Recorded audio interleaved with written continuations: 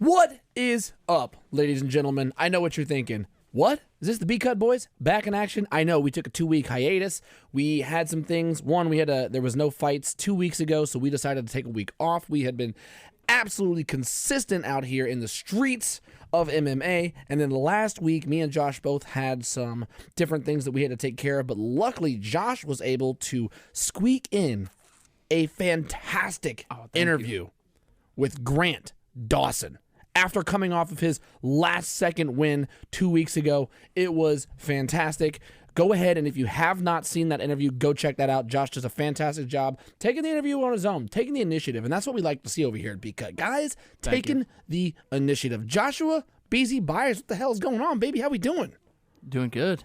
You know, I'm ready. I'm back in the saddle. I know. And I'm ready to talk about UFC, baby. UFC Fight Night. I don't care. It could be UFC... It could be UFC Backstreet Brawl. UFC for all I Fight care. Day. Yeah, it could be UFC Fight middle of the night, and I'd still buy it. If it was at 3 a.m., you bet your ass I'm staying up and I'm watching it. Oh, yeah. I feel bad for the England people, don't you, sometimes? I do, because they don't get to witness greatness all the time. Well, if you proper watch, hours of the day. If you're a proper UFC fan, you got to stay up till 6 a.m., 5 a.m.? Yeah. That's okay. Dedication. I had to get up at 6 a.m. sometimes when they were fighting over in Dubai for a couple of the fights. They had a couple of them that were local times over there. Then they had a couple of them a lot of them were tailored towards the American crowd. So it was the Chiesa card that was at I also believe, and maybe that wasn't in 2 Dubai, but I think the Damian Maia Ben Askren card was at crap. I don't remember 6 a.m., 5 a.m. I mean, I like that. I like when they switch it up on you. Yeah, because it keeps you on your toes. I remember back when you're growing up, you'd stay up late for whether it was wrestling, whether the Royals playing at 7 or 8, and they're playing on the West Coast. Like right now, they're playing the Angels, but they're at home. If they're playing the Angels on the West Coast, that game sometimes starts late. You can stay up a little late. You're like, hey, Dad. Do you care if I go ahead? Some baseball. Let me watch some baseball. I want to watch some dingers and guys spit chew on fields. So, no, but we are here in the studio. If you can't tell, obviously, we're sitting in chairs this time. Yeah, different setup. You know, our studio setup different. Studio change. is under construction. Location change. Yeah. So. Prior studio for us too. Yes, for us. Yes, it is under reconstruction. It's going to look snazzy as hell when we're done. And who knows? We might have an even better studio going forward with the new studio that 810 is building in the back. They've already built it. For us, specifically for us, not for anybody else. For the BCUT boys. So, but that being said, last week. That being said, Josh, we're back. So I know you guys missed us. We're going to have all our predictions going forward. We're going to have, obviously, keep in touch with our Twitters. We're going to have all of our predictions on our Twitters. We're going to have all of our stuff on our Instagram. So if you guys if you guys been missing that content, obviously we'll be back. Just had to take a little break for a minute, get our wits about us. That'll be in the description. We'll always be in the description. Josh, real quick, where can they find you? Josh BZ. And also in the description. Yes, you can find me, Wake in Blake 29. That's it. That's done. Now we're on to UFC Fight Night Vegas 24. Robert Whittaker versus Kelvin Gastelum. This is Bobby Knuckles. An interesting fight to me because both of these guys have quite a bit, I think, on the line in this fight. The card itself it's okay. Well, I think Robert has a lot on the line. I think Robert does have a lot on the line. Right now, the light heavyweight division is... I'm sorry. Middleweight. The middleweight division. I'm sorry. I'm looking at a different page. Got light heavyweight over here. The middleweight division is in a bit of a conundrum right now because right now, Israel Adesanya has run the gamut on about everybody. So it's starting to look like people are going to start getting second chances at him, yeah. At Adesanya. And obviously he's coming off of his unfortunate loss to Jan Blachowicz at the light heavyweight championship that they put on. Great fight. It was a very technical fight. I think some people had scoring a little differently than other people. I didn't think the scoring of that fight, the official scoring, was the real scoring. In the end, I knew Jan Blachowicz won, but now people are saying Robert Whittaker is the one to really kind of make the push for the next shot at the title, at the champ, Israel Adesanya. I would love it because I really like Robert Whittaker and his starry chest. I used to call him starry chest tat, and I used to call Cody Garbrandt neck tat. Those So were the starry only- chest tat. and that's versus the neck only word I. And then when he fought Derek Brunson, it was the battle of starry chest tats. Robert Whittaker, Derek Brunson, but he fought at UFC Kansas City against Jacare Souza, and he KO'd him. So I became an instant fan of Robert Whittaker just for not knowing him and then seeing him in Kansas City. Instant fan, and I still like him a lot. Oh yeah, And the Reaper puts on a good show. Bobby Knuckles, the Reaper. He's got 2 just fantastic nicknames. He's got a lot to lose. I think he deserves a title shot right now.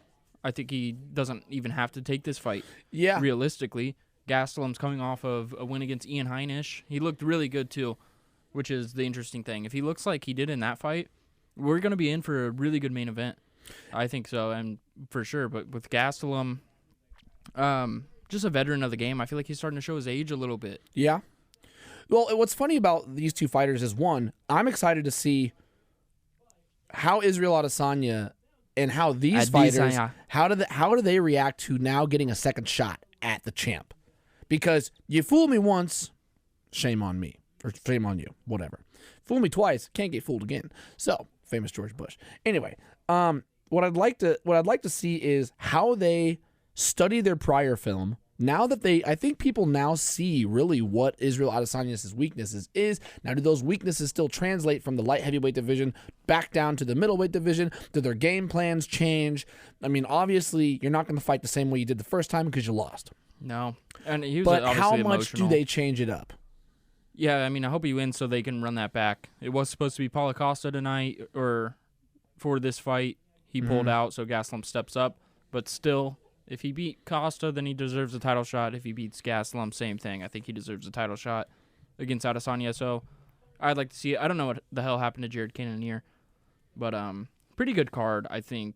13 fights, not a lot of huge name value, but those are the kind of cards where you can maybe find a guy that puts himself out there. On these low cards, that means a lot of guys have an opportunity for $50K. They can all potentially get the bonus for this card. And those are kind of the best cards sometimes. A wise man, James Krause, said, those are the best ones. Those cards where you don't have A whole lot of star power, name value. Those have the potential to be the best ones. So I I would think it's say, gonna be a great card. Yeah, I would have to agree with James because there was a card earlier in the year, and for the life of me, I cannot remember but it was one of these. It was like, there's not a whole lot really going on. And the preliminary card was fantastic. There was 4 knockouts, a submission. Nobody went to decision. I mean, there was just action after action after action-packed fight, and that is what you want to see. Guys who don't have names right now can go out here and say, hey, there's not a whole lot of people on this card that are going to overshadow me right now because there's not a whole lot of them, period. So let's go out there and make a name for myself. Let me know who you are. I like Exactly. Show me a reason why I should be invested in your career as a UFC fighter. Whether you're a woman, whether you're a man, whether you're confused, I don't care. Go out there and put on a show, and let's see what you got. April's popping off with so much combat sports, so it's going to be a April fantastic is month. action packed right now, and this is just the start and the beginning. Going to get a little appetizer with this one. Yeah. Going back to kind of what you said about you wanted Robert Whittaker to get the chance to fight and that he deserves it. Yeah, Of right the now. 2 people that have fought, obviously Whittaker and Gastelum both went toe to toe with Adesanya, the current champ. I was more impressed with Gastelum's fight against Adesanya than I was Robert Whittaker's fight. Obviously, it was a fantastic fight. If you did not get a chance to go see that, go back and rewatch that because Kelvin Gastelum put on a performance against arguably the best in the UFC and definitely the best in their division. Now, after that, he then went on to lose to Darren Till and Jack Hermanson, so he went on a little bit of a skid, but came back and beat Ian Heinisch. So it's just kind of interesting to see, he put on such a great show on the highest level against the highest level of competition. Then he went for a little skid, but I'd love to see both of these guys fight Israel Adesanya. Let's say Robert Whittaker loses. I'd love to see Kelvin Gastelum be that next guy up. It'll just kind of depend on obviously who wins this fight. Maybe Vettori won last weekend. That's an option. Put on a clinic, by the way. I would really like to see that fight. They were really hyping up Darren Till, and I know UFC's been really liking the money fights lately, but if Darren Till gets a title shot over Whittaker or Vettori, then I think that's going to be, it's going to make me not like that decision. Yeah. Basic bottom line. What, you're saying the UFC is going to piss you off? Welcome to the club. But yeah, I mean, he obviously, Darren Till coming off a loss to Robert Whittaker. Before that, won against Kelvin Gastelum, lost against Jorge Masvidal, lost against Tyron Woodley. So Till right now is not in the position that he should be. Obviously, breaking his collarbone does not help his situation at all. Looked good. He's looked good at 85 for sure. Yeah, he does look good. The gorilla is out there to prove something, but he's not, in my opinion, on this list yet to be, maybe number 3 or 4 down the line. But right now, to me, I'd say definitely Whittaker, then Vettori, because Vettori put on a clinic last week against Kevin Holland. And honestly, well, I say that. Kevin Holland showed true toughness, I thought, after coming off a very disappointing loss to Derek Brunson, in which I think everybody thought he should have won. Derek Brunson is really on his way out. It should have been a good win for Kevin Holland. He just could not defend the takedown whatsoever. It was one of those main events where I stopped watching after the 4th round because I didn't even need to watch the last round. Almost submitted him one time, and then you just knew what was going to happen. It was easy work for Marvin Vettori, and I'm glad that he called for a title shot. But yeah, I mean, Whittaker's first, and so we'll see it this weekend. Whittaker, bottom line, and then starting off the card, we've got a guy, Dakota Harry Bush. Starting it off, and he just got the call up to the UFC. Mm-hmm. We like him because he's a Midwest guy. He's fought in a couple local promotions, LFA. He's the number 5th ranked lightweight in number 5th ranked out of 86 in Kansas and Missouri right now. So high up there. And he came off of I think like a 50-second knockout, LFA, which was super impressive. So it warrants him a shot in the UFC, and that was on the Josh Fremd card. If you don't know Josh Fremd, I think he's going to be a good prospect. But he's fighting Austin Hubbard, Dakota Bush, that is. And if you remember Austin Hubbard, he fought a guy that literally quit in the middle of the round. His coach was like, he's like, no, call it. You remember this? Oh, when he was too tired? He was like, call it. He was just like, no, I can't go back out there. He's like, call it. I can't go back out there. And then his coach was like people were mad at his coach for telling him to like keep going. Well, that was Austin Hubbard. Austin Hubbard literally made a dude quit and then retire. And that dude's Dana White was obviously pissed because he just didn't want to fight. So that's going to be a good matchup. What fight Harry was Bush. that? Hubbard? It was definitely, I think, his last fight. Does it say? Are you talking about Hubbard quit or he made the dude? He made Joe Selecki quit. No, definitely not Joe Selecki. No, because he rear naked could choke Joe Selecki. So was it? It was Mac Rovskov. Yeah, win by retirement. He retired. Yes. Wow. Well, retirement. Didn't actually retire, but. Yeah, and then Joe Selecki fought last week. I was going to say, Selecki fought last week and won against Jim Miller.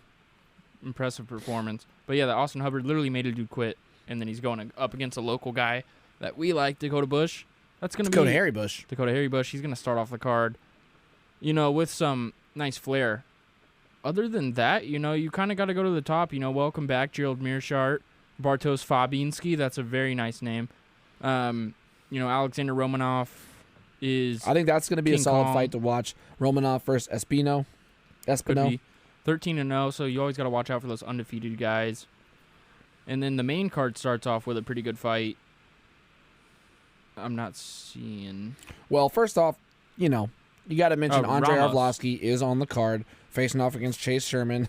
Arlovski has not had a good go of it the last few fights. I mean, Tom Aspinall, he got worked by Tom Aspinall. He did win the two before that, but he got beat by the fake Frank Mir. He beat my guy Tanner the Bulldozer Bozer. And I was pretty impressed with Arlovski in his old age. He's stepping up on short notice to fight Chase Sherman, a guy who I just haven't seen a whole lot from. I don't know a whole lot about. But it could be one of those fights where Arlovski, edges out a decision because he's not really finishing guys these days, but he can still outpoint you. He's definitely a veteran of the game. One of the OG Pitbulls. I was going to say, it's funny when we start getting into this newer generation of UFC MMA guys with nicknames, because there's another guy on the card, if I'm not mistaken, it's actually Juan Espino. His nickname's El Guapo. Well, we all know El Guapo. There's a couple guys. There's Guapo. quite a few El Guapos. So who's the true El Guapo? Is Chris Gutierrez? No, it's is the true El Guapo. Oh, why am I blanking on his name? Kickboxer. I'm gonna hate myself for this, but yes. Yeah, so no. you're going to see the repetition of names here. Who's the true? It's bald guy. God, why can I not? Bald guy. Why can I not remember his name? But another fight I'm excited about is Abdul Razak Al Hassan. He was really one of the brightest prospects in the UFC. A lot of people were thinking this guy had champion written all over him. He was next. He got in some, Boss Rutan. I'm sorry. Boss Rutan? I was like, why am I Guapo? blanking on his name? He was El Guapo. Oh, I don't remember that. And then he's fighting Hassan's fighting, Jacob Malkoon. Just lost to Phil Hawes. Phil Hawes is like 4-0 in the UFC. So that's not a bad loss by Malkoon. 4-1 is not a lot of experience going up against 10-3 Abdul Razak Al Hassan. Al Hassan's absolutely shredded. He got KO'd by Chaos Williams last time out. I wonder if that's going to affect him. And, God, I don't know. And I don't know. Sorry, What a great segue there. I got distracted by Beard. Yeah, like I said, like we mentioned, there's not a whole lot to look forward on this card. The last three fights intrigued me a little bit. You got Luis Pena going up against Alex Munoz. Huh? I need the odds. Luis Pena coming off of a loss to Kama Worthy. Hasn't had a huge list of names that he has, gone out into the ring against, but he's always interesting to watch. The caveman himself. Then the next fight, Jeremy Stephens versus Drakkar Klose. This is going to be a good match. Jeremy Stephens coming back. Drakkar Klose on the up and up. Jeremy Stephens lost. He's been on a skid for a while. Last fight he lost on the elbows to Kelvin Cater, Yair Rodriguez, Magomedov, Sharipov, Jose Aldo. So he hasn't even had a win in about 3 years, since 2018. Wow. In actually 3 years. It's weird 2018. because Pena and Klose were supposed to fight, and Klose had COVID, so they rebooked, or they didn't even rebook it, but they're fighting on the same card. They're fighting on the same card, just different people. Which I think is kind of funny. And Drakkar Klose definitely got the better end of that because he's fighting a super, super veteran of the UFC. And yes. Maybe. I don't know if I'd want to fight Jeremy Stephens. I don't know if you're getting the better end of the stick. You're getting the better name. Alex Munoz, he was on Dana White's Looking for a Fight, that YouTube series. Not the Ultimate Fighter, not the Contender series. But looking for a fight. Looking for a fight. Alex Munoz got the contract with that. It's like, hey, buddy, welcome to the UFC. Welcome to the UFCers. Now, close odds on that fight. I think Pena takes it easily. I think Pena takes the fight as well. I've also got my money on Drakkar Klose. Me too. I think he's going to come back strong after his loss to Dariush. I think Jeremy Stephens is still on that skid, and he's getting older by the minute. So I'm just going to go ahead and say I think Klose has a lot more to prove. He's going to come out hungry. He's got to be very smart against a crafty veteran who can just go out there and if you mess up, he will take advantage of it. I have 3 photos on my Facebook. I used to just put, sports people on my Facebook when I was younger. This was 2010. What was that, 11 years ago? There's only 3 fighters I put a picture of up on my Facebook page. It was James Krause, Thiago Alves, and Jeremy Stephens. And they're all 3 still fighting to this day. Jeez. Isn't that crazy? That is crazy. But with that being said, Drakkar Klose is one of my favorite fighters to watch in the UFC, and that's not an understatement. I love watching this guy fight. Ever since the Mark DeCasey fight, I have been following Drakkar Klose pretty closely. Would love to get an interview with that dude. And then that's a perfect co-main event, banger of an action to just lead you into the main one. Robert Whittaker, Kelvin Gastelum. We kind of talked about it, but man, I love Robert Whittaker. I'm gonna be pretty biased in this main event. I like Gastelum too, but I was gonna say I both. Always find myself rooting for Robert Whittaker come fight night because I like the guy. He's a chill lad. What do they say? He's a chill mate. He's aye mate. He's an aye right mate. Oi. He's a New Zealander. He's a good mate. He's a good mate. Know that? He's a good mate. God, So- I think it's going to be a striking match.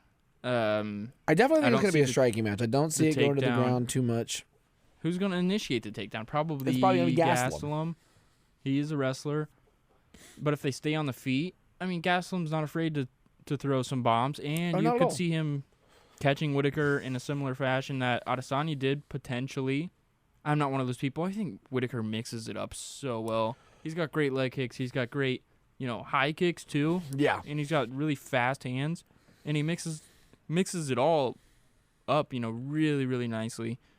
Gastelum is just kind of the shorter fighter at 85 all the time. He's got trouble reaching guys with his power shots. But Whittaker That's why he always to comes him. with that overhand right, tries to catch you. I don't see this going to a stoppage. I'm pretty sure this is going to go all 5 rounds, in my opinion. I think it's going to be a decision. Who do I think is going to win that decision? Honestly, I'm going to have to put my money in the corner of Robert Whittaker, too. I think he has the most on the line with his chance of being the next title shot again versus Israel Adesanya. So I'm going to go ahead and back you as well. I think this goes to decision. I think it's going to be unanimous decision. Robert. Actually, you know what? Split. I think it's going to be split Robert Whittaker. Safe choice. I think it's going to be split. I think Gastelum's going to take 2 rounds. Just get wearing him out. Maybe hit a couple takedowns on him. Not have a whole lot of control time, but just getting those points up the takedowns and peppering him on the ground a little bit. But in the end, I think Robert Whittaker is going to take the fight split decision 3-2. We haven't. I mean, the one time we saw Whittaker come into a fight looking not himself was probably the Adesanya fight, and it ended in 2 rounds where he got wobbled, then he got killed, or not killed, but He died He wobbled in the octagon. and then got his, part of his face blown off by Adesanya. And then Gastelum was going to sign a contract to extend, and then have a date, I think, but he held off on that for a short notice opportunity, and it actually did come because Paulo Costa stepped out. So he was really not, he was ready for this, but he was also banking on this. So I feel like we do see a good Gastelum, and if we do see a flat Whittaker, then watch out because Gastelum is. I think super he's also dangerous. up. I think he's out there. One, if you see a flat Whittaker, not only can Gastelum beat you, but then that also catapults Gastelum up to potentially being up there in the next. I don't know if he hops Vettori, but I think he's after Vettori for the next title fight. I think Robert Whittaker, if he wins, he's the next, then Vettori, then Gastelum. Yeah, Gastelum's name on Twitter is on a mission for gold. It's been that for so long. It's been on a mission for gold. That's like his Twitter handle or whatever you want to call it. But I don't think we see a flat Whittaker. No, I think we see a good Whittaker. I think it's gonna be a good fight. And the reason I think that is because, and this is just, he usually doesn't bring his dad to fights, but he's bringing his dad to this fight. Okay, in Vegas, playing and with the emotional card That's- right there. and that's Got a little bit more oomph, a little bit more on the line. You want to impress Papa? And so I think it was Akamoto was interviewing him, and he was like, Whittaker, or why? Why bring Poppies along? And he was like, it's a good father-son trip, I think. Fight and then go home. So let me Whittaker ask you just this. doesn't care. Let me ask you this. A fighter, man. Because if he's never brought his dad to a fight before, has he brought his mom to a fight? Well, I think he's been to fights, but he hasn't come to Vegas. I think that's the thing. He hasn't come, but he's been to fights for sure. I don't think but he's never been to Vegas. Is that's there for anything like his dad's not sick or anything? Is he? I think he's Is might he be old? a little bit. He's a little bit overweight, a little bit. Well, Um, I feel you.